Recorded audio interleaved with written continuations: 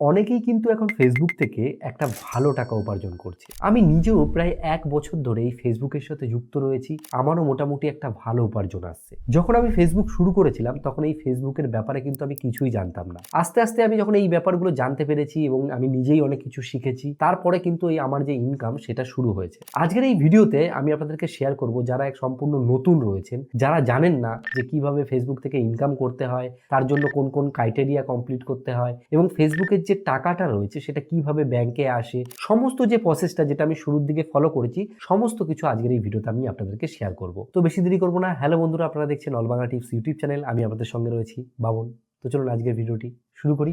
Facebook থেকে income করার জন্য আমাদের যে জিনিসটার প্রয়োজন সেটা হচ্ছে ফেসবুকের প্রোফাইল বা পেজ। যদি প্রোফাইল থেকে আমরা ইনকাম করতে চাই তাহলে আমাদের প্রোফাইলের মধ্যে যে প্রফেশনাল ড্যাশবোর্ড রয়েছে সেটাকে অ্যাক্টিভ রাখতে হবে। তো এই প্রফেশনাল মোডটা অন করার জন্য কি করতে হবে? আমাদের প্রোফাইলের মধ্যে 3 ডটে ক্লিক করলে আমরা এক জায়গায় দেখতে পাবো যে প্রফেশনাল মোড অন করার অপশন থাকবে। তো সেখান থেকে আমরা প্রফেশনাল মোডটাকে কিন্তু অন করে নিতে পারি। এবার আমরা যদি মনে করি যে না, আমরা প্রোফাইল থেকে ইনকাম করব না, আমরা পেজ থেকে ইনকাম করব, সেই ক্ষেত্রে আমাদের কিন্তু পেজ খুলে নিতে হবে। পেজ খুললে কি হয়, পেজ যে ব্যাপারটা রয়েছে সেটা দিয়ে কিন্তু একটা ব্র্যান্ড টাইপের জিনিস বানানো যায়। ফেসবুকে কিভাবে পেজ খুলতে হয় সেটা যদি আপনি শিখে নিতে চান তাহলে আমি আই বাটনে ভিডিও দিয়ে দিচ্ছি, সেখান থেকে আপনারা কিন্তু পেজ খোলা শিখে নিতে পারেন। ফেসবুক থেকে ইনকাম করার জন্য আমাদের কাছে মেইনলি দুটি প্রসেস থাকে। একটা হচ্ছে কন্টেন্ট মনিটাইজেশন আর একটা হচ্ছে স্টার মনিটাইজেশন। এছাড়াও আরো অনেক প্রসেস থাকে, কিন্তু তার মধ্যে এই যে দুটি প্রসেস আমি বলছি, এই দুটো প্রসেস থেকেই মেইনলি বেশি পরিমাণে ইনকাম হয়। কন্টেন্ট মনিটাইজেশন কি সেটা আগে আমরা বুঝে নিই। কন্টেন্ট মনিটাইজেশন যদি আপনি আপনার পেজ বা প্রোফাইলে একবার অ্যাক্টিভ করে নিতে পারেন, তাহলে আপনি যদি কোনো ভিডিও আপলোড করেন বা রিলস আপলোড করেন কিংবা আপনি কোনো ফটো আপলোড করেন বা আপনি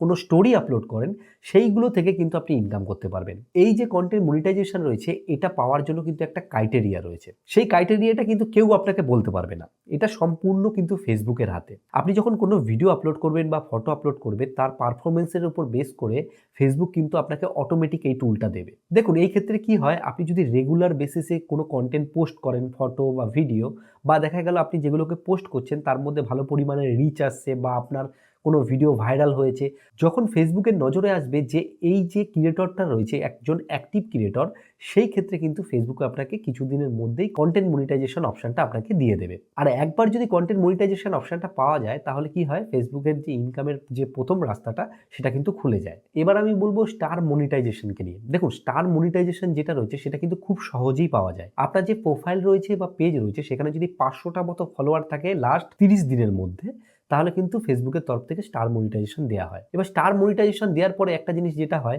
সেটা হয় যে আপনাকে যখন কেউ স্টার দেবে তবেই কিন্তু আপনার ইনকামটা হবে। ধরুন আমি একটা লাইভ স্ট্রিম করছি বা কোনো একটা ভিডিও বানাচ্ছি এবং সেই ভিডিও দেখে কারোর পছন্দ হলো, সেখানে কিছু স্টার দিল এবং এই যে এক একটা স্টার রয়েছে, এই এক একটা স্টার জমা হয়ে সেটাই কিন্তু পরবর্তীতে ডলারে কনভার্ট হয়ে আমাদের কাছে টাকাটা আসে। তো এই স্টার থেকেও আমি দেখেছি অনেকেই যারা এখন স্টার চ্যালেঞ্জ বা অনেক কিছু ভিডিও বানায়, সেখান থেকে কিন্তু মোটামুটি একটা ইনকাম করছে। এই যে এত কথা আমি বলছি, আপনাদের মধ্যে একটা ভাবনা এসছে যে এই যে এত কিছু বলছে তাহলে কি ভিডিও আমরা বানাবো। দেখুন, ফেসবুকে কি ভিডিও বানাবেন এটা কিন্তু সম্পূর্ণ আপনার উপর। আমি যেমন ইউটিউবে যে ভিডিওগুলোকে বানাই সেগুলোকেই এডিট করে আবার ফেসবুকে দিই। আপনারা এক কাজ করতে পারেন, ফেসবুকের ক্ষেত্রে কিন্তু আপনারা যে কোনো টাইপের কন্টেন্ট বানাতে পারেন, কারণ ফেসবুকে সব রকম টাইপের কন্টেন্ট চলে। যে একই ধরনের কন্টেন্ট বানাতে হবে এরকম কোনো ব্যাপার থাকে না। আপনি কোথাও ঘুরতে গেছেন, সেখানে যদি খুব সুন্দর সুন্দর প্লেস থাকে সেগুলোকে তুলে ধরতে পারেন, তাহলেও কিন্তু সেই ভিডিও আমি দেখেছি ভাইরাল হয়। কোনো ওকেশনালি কোনো ভিডিও করলেন, সেসব ভিডিও কিন্তু ভাইরাল হয়।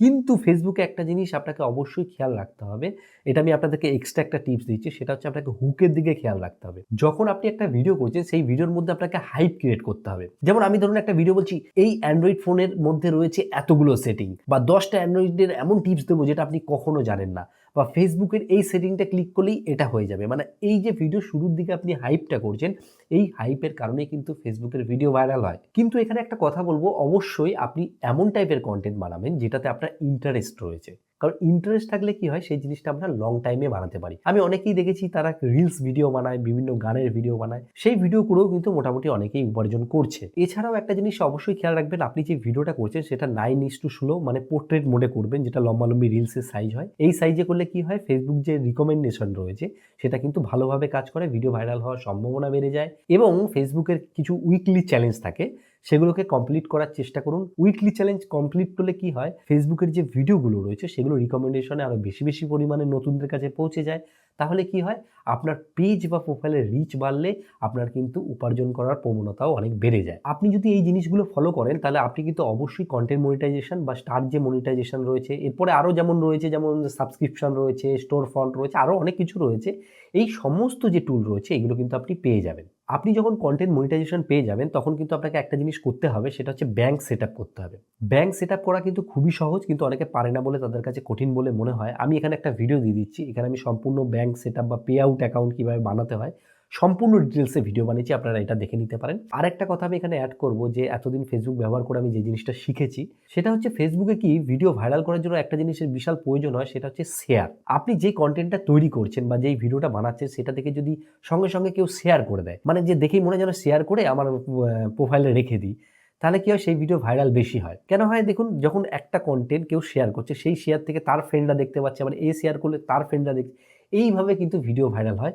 তো ফেসবুকের ভাইরালের মেন মেথডই হচ্ছে কিন্তু শেয়ার। যার ভিডিও যত বেশি শেয়ার হবে তার ভিডিও তত ভাইরাল হবে। এই যে ভিডিওটা আমার দেখছেন, এই ভিডিওটা আপনারা শেয়ার করে দেখুন, যত বেশি শেয়ার হবে এই ভিডিওটাতেও কিন্তু ভিউজ আসবে। আশা করি এই ভিডিওটা দেখার পর ফেসবুকে ইনকামের যে ব্যাপারটা রয়েছে সেটা কিন্তু আপনাদের কাছে ক্লিয়ার হয়ে গেছে। কোনো জায়গায় যদি বুঝতে অসুবিধা হয় অবশ্যই কমেন্টে জানাবেন, আমি চেষ্টা করবো আপনাদের জন্য নতুনভাবে সেই জিনিসটিকে বোঝানোর। আর এই ভিডিওটি ভালো লাগলে অবশ্যই একটা লাইক করবেন। লাইক করলে কি হয়, এই যে ভিডিও করার উৎসাহ বাড়তে থাকে, এবং বন্ধুদেরকে শেয়ার করুন। শেয়ার করলে তারাও এই বিষয়ে কিন্তু জানতে পারবে। আর ভিডিও শেষে বরাবর যে কথাটা বলি, আপনারা সুস্থ থাকুন, ভালো থাকুন। বাংলা টিপস চ্যানেলের সাথে সদা সর্বদা জুড়ে থাকুন।